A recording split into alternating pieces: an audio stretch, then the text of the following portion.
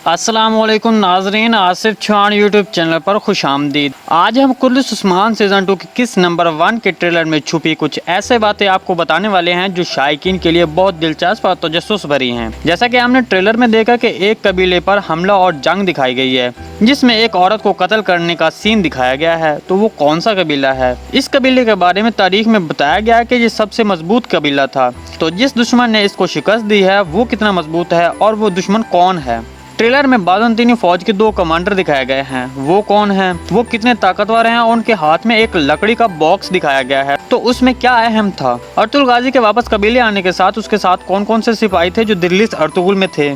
तो इन सब सवालों के दिलचस्प जवाब जानने के लिए वीडियो को आखिर तक लाजमी देखिएगा।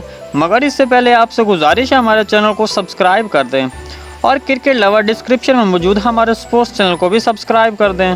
सबसे पहले बात करते हैं कि वो कौन सा कबीला था जिस पर हमला हुआ था। तो वो ओबा कबीला था जो कि बाकी कबीलों से मजबूत समझा जाता था, जिसके बारे में बताया जा रहा है कि वो काई कबीले से भी ज्यादा मजबूत समझा जाता था और इसके आसपास के कबीले भी मजबूत थे, लेकिन फिर भी इसको शिकस्त का सामना करना पड़ता है। दरअसल ये कबीला सल्जोकी हमीदुद्दीन ओबान बे जो कि सुल्तान अजीजुद्दीन के कौस के बाद तख्त पर चढ़ा था उसकी ज़ेरे कफालत में आता था। दरअसल ये कबीला हाजिलतून के भाई जालिक हसन का है जिसे बाज़ंतीनी फौज हमला करके शिकस्त दे देते हैं। अब बात करते हैं वो कमांडर कौन थे जिसमें से एक ने बाली पहनी हुई थी, जिसमें से एक बाली वाला आदमी ज्यादा खतरनाक लग रहा था।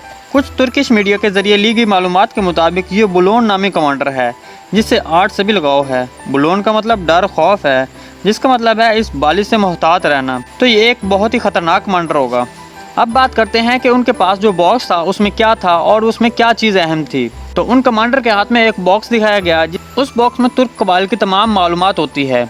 उसमें उनके जहाँ जहाँ जासूस होते हैं वो सारी मालूमात उस बॉक्स में होती है। ट्रेलर में जाहिर होने वाला नक्शा, ये नक्शा भी उसी बॉक्स में होता है। इस नक्शे में ये जो निशान आपको दिखाई दे रहा है ये जगह ये डुबैनी का मकाम कहलाता है। ये मकाम काई लोगों का है। इस नक्शे में ऊपर वाला टुकड़ा जो सुर्ख नहीं है इसमें काई कबीले के अलावा दूसरी जमातें रहती हैं। जी तो नाज़रीन, अर्तुगरुल गाजी के वापसी आने के बाद उसके साथ कोई सिपाही वापस नहीं आते जो कि दिल्ली से अर्तुगरुल के दौरान उसके साथ थे। हो सकता है अर्तुगरुल गाजी ने उन्हें कैसरी में ही उनको कोई जिम्मेदारी सौंप दी हो, इसलिए वो इसके साथ नहीं आ सके। तो मज़ीद मालूमात के लिए हमारे चैनल को सब्सक्राइब करना मत भूलिएगा। वीडियो अच्छी लगी तो इसको लाइक कर दीजिएगा। मिलते हैं किसी नई वीडियो के साथ, तब तक के लिए अल्लाह हाफिज़।